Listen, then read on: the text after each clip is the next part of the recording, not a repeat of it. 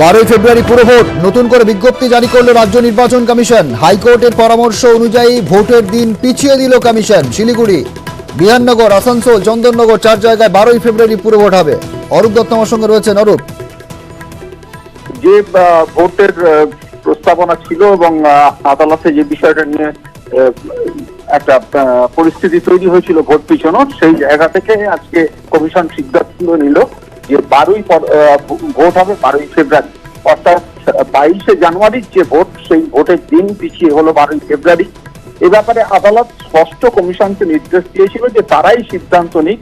Commission জানিয়েছে যে রাজ্য সরকারের সঙ্গে আলোচনা করে তারা এবং কয়েকটি বিষয় তারা খতিয়ে দেখেছে এখানে, যে কোভিড পরিস্থিতি এবং ভোট পিছনোর ক্ষেত্রে বাদী এবং বিবাদী পক্ষ যে মামলা করেছিলেন তাদের যে আবেদন, সেই সমস্ত বিষয় তারা খতিয়ে দেখে আগামী 12ই ফেব্রুয়ারি ভোটের পরবর্তী দিন তারা ঘোষণা করলেন। ফলে এই মুহূর্ত থেকে 4টি কর্পোরেশনের যে ভোটের নতুন করে যে বিজ্ঞপ্তি জারি হলো, সেই বিজ্ঞপ্তিতে কিন্তু কার্যত ভোট লাগু হয়ে গেল, এনসিসি লাগু হয়ে গেল।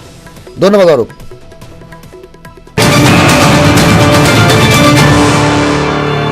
12ই ফেব্রুয়ারি পুরো ভোট, নতুন করে বিজ্ঞপ্তি জারি করল রাজ্য নির্বাচন কমিশন। চন্দননগর, শিলিগুড়ি, আসানসোল, বিধাননগর 4 জায়গাতে পুরো ভোট আগামী 12ই ফেব্রুয়ারি। 22শে জানুয়ারিতে ভোট হচ্ছে না, 12ই ফেব্রুয়ারি পুরো ভোট, নতুন করে বিজ্ঞপ্তি জারি করল রাজ্য নির্বাচন কমিশন। সরাসরি রয়েছেন আমার সঙ্গে প্রতিনিধি সোমরাজ বন্দ্যোপাধ্যায়। সোমরাজ, শেষ পর্যন্ত 12ই ফেব্রুয়ারিতে পুরো ভোট হচ্ছে, বিজ্ঞপ্তি জারি করে জানিয়ে দিল নির্বাচন কমিশন।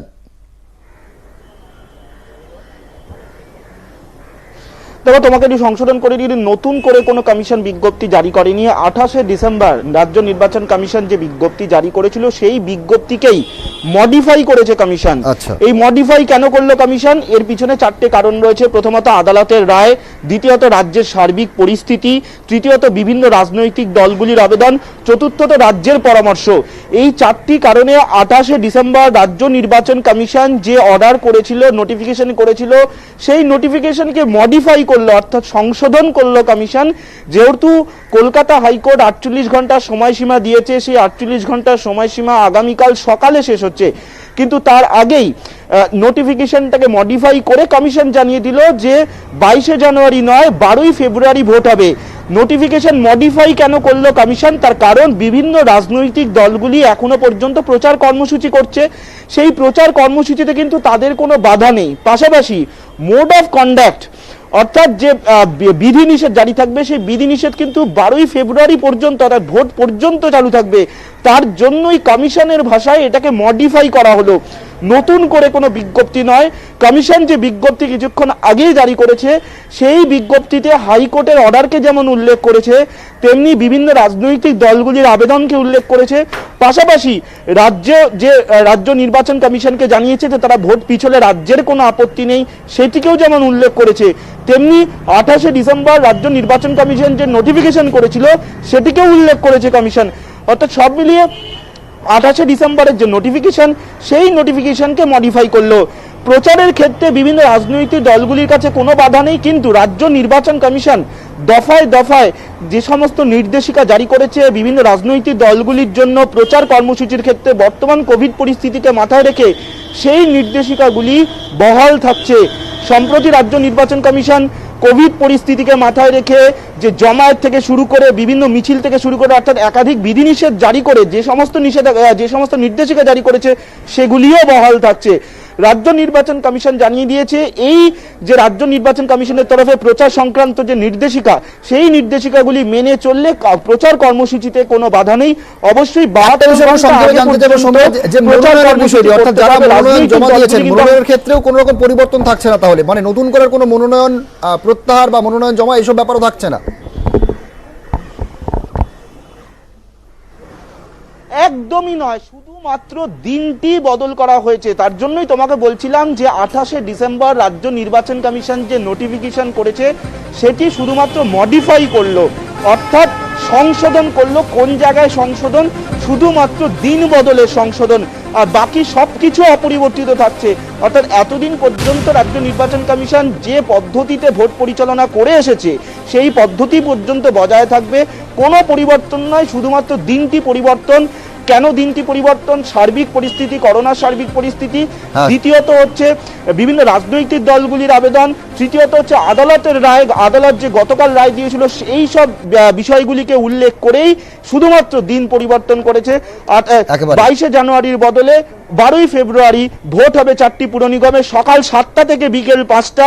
নোটিফিকেশনটা যদি তুমি দেখো, সকাল 7টা থেকে বিকেল 5টা পর্যন্ত ভোট হবে এবং ভোটের যে শেষ 1 ঘন্টা, সেই 1 ঘন্টায় যারা কন্টেনমেন্ট জোন থেকে ভোট দেবেন সেই সমস্ত ভোটাররা কন্টেনমেন্ট জোনে ভোটাররা ভোট দিতে পারবেন, পাশাপাশি করোনা আক্রান্তরাও ভোট দিতে পারবেন, যেহেতু রাজ্য নির্বাচন কমিশন ইতিমধ্যেই নির্দেশিকা জারি করেছে। অর্থাৎ এই যে 28শে ডিসেম্বরের নোটিফিকেশনকে কেন্দ্র করে যে সমস্ত নির্দেশিকা রাজ্য নির্বাচন কমিশন করেছে, প্রচার সংক্রান্ত সমস্ত নির্দেশিকা বলবৎ থাকছে। শুধুমাত্র 12ই ফেব্রুয়ারি দিনটি বদল করলো রাজ্য নির্বাচন একদম কমিশন। একদম, অনেক ধন্যবাদ সোমরাজ। সরাসরি কথা বলছিলাম, শুধুমাত্র দিনটি পরিবর্তন করা হয়েছে, বাকি সমস্ত বিধিনিষেধ একই রকম বিধিনিষেধ থাকছে 4 পুর নিগমের ক্ষেত্রে। শিলিগুড়ি, আসানসোল, চন্দননগর এবং বিধাননগর, এই 4 পুর নিগমের ভোট হতে চলেছে আগামী 12ই ফেব্রুয়ারি। রাজনৈতিক মহল কিভাবে দেখছে, আমরা প্রতিক্রিয়া নিয়েছিলাম সৌগত রায়, সুকান্ত মজুমদার, সুজন চক্রবর্তী, তারা কি বলছেন শোনাবো। গতকাল হাইকোর্ট বলেছিল, আজকে রাজ্য সরকার বলেছে, অবশেষে কমিশন সেই সাজেশন মেনে নিয়ে পিছিয়ে দিল ইলেকশন, প্রায় 8-12-20 দিন, 3 সপ্তাহ পিছিয়ে দিল। আমরা খুশি, আশা করা যায় এর মধ্যে করোনার প্রকোপ কমে যাবে, নিরাপদে ইলেকশন করা যাবে। আমরা আগেই প্রেস কনফারেন্স করেছিলাম এবং চিঠি দিয়ে জানিয়েছিলাম যে এই অবস্থায় ভোট হওয়া সম্ভব নয়। আমরা 1 মাস ভোট পিছিয়ে দিতে বলেছিলাম মিনিমাম। গরিবের কথা বাসি হলে ফলে, বাংলায় প্রবচন আছে।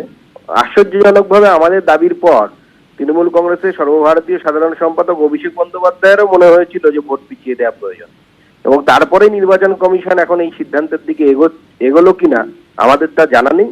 এখন যদি সেটা হয়ে থাকে তাহলে পরে অন্যরকম ভাবার বিষয় আছে যে নির্বাচন কমিশন কার অঙ্গুলি হিলনে চলে। যদি আমাদের সংক্রমণের পরিমাণ না কমে সেই অবস্থাতেও কিন্তু ভোট করা ঠিক হবে বলে আমাদের মনে হয় না।